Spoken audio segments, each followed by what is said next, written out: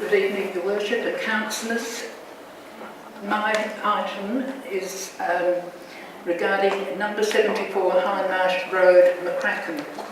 I have cited a copy of a plan submitted by Mr Bradford for a garage at the address above. This plan, like a former plan, incorporates Crown land, which is in the control of the Department of Environment and Natural Resources. The dimensions in this undated plan, as drawn by My Kit Proprietary Limited of Southport, Queensland, are different to those which were on file, which were approved by Mr Ashley Russell in 2015 and described to me by Mrs Kyla Walker in September 2015. My question is, how many planning building applications were submitted by Mr Bradford initially and subsequently, being either new matters or substituted matters? Thank you for that. Do I ask the Director of Planning to, if you can answer that question? Thanks, Your Worship. Through you to respond, I assume that your question is specifically in relation to the shed application, the garage application, and not other applications. There's been a number of applications related to that property. Certainly have, and that I think my question incorporates all, because my question was how many planning building applications were submitted by Mr Bradford initially and subsequently, being either new matters or substituted matters. Okay, it's just the preamble related to dimensions for the garage, but moving on to that question then.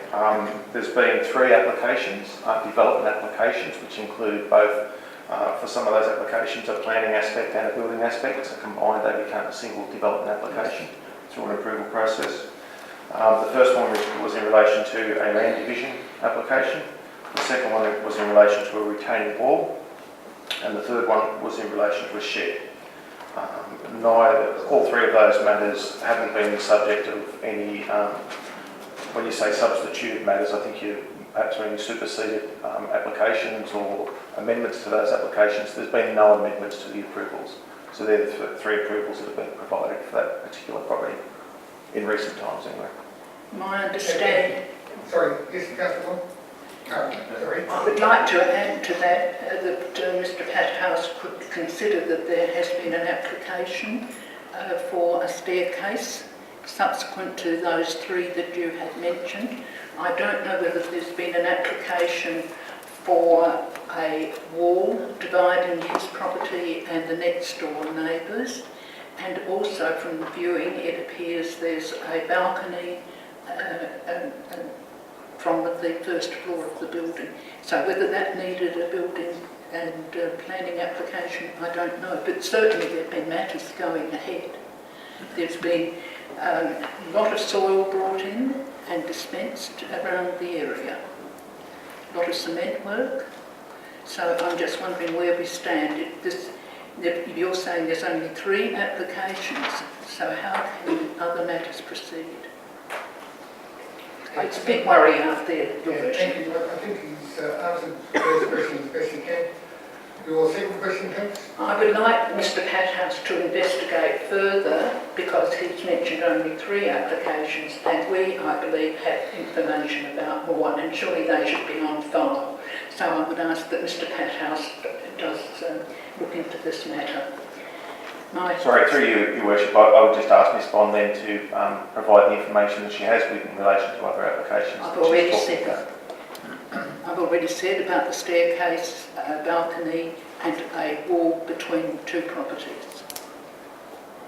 They're the ones we know about. What else is happening, we're not sure. So thank you, Mr Pathouse. I have a second question. In 2017, an elector representation review is to be undertaken. The last review was undertaken in 2009.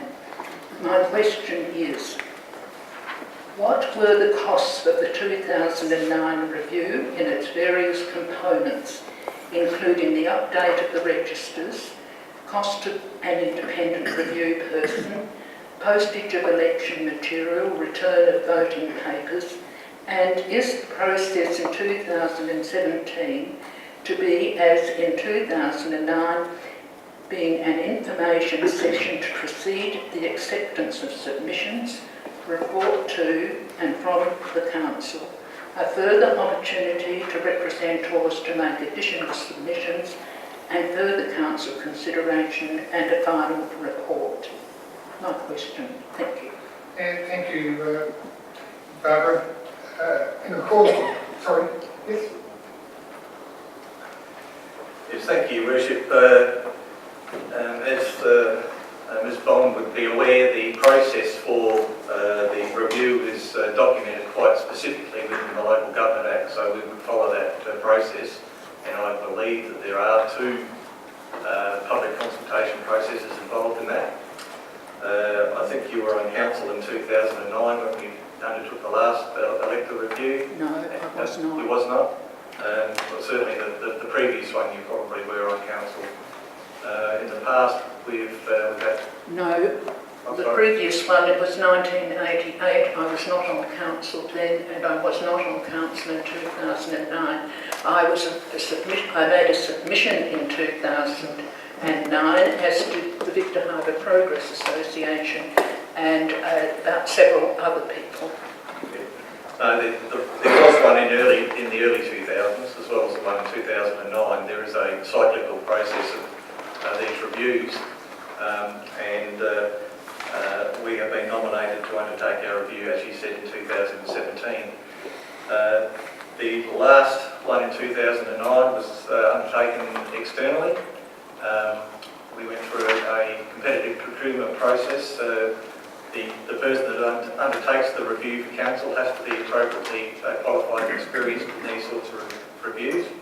I can't give you the exact figure at this point in time. We can certainly look that up for you. I have a feeling we're somewhere in the order of about $35,000 to $40,000, but we'll check that for you. Thank you. Can I just ask Mr Maxwell then, the 30,000 to 35,000, that was with the appointment of the independent reviewer, the outside reviewer? That was the independent reviewer, and the independent reviewer also subcontracted some work to, I think it was one of the universities, to do some modelling with regard to potential ward boundaries and ward quotas. So, Your Worship, I'd ask that Mr Maxwell does sort of indicate in writing, perhaps in the agenda next time, what the costs were of a register search and update, and any other relevant matter to enhance an electoral review. And I thank you very much. Thank you. Sorry, thank you.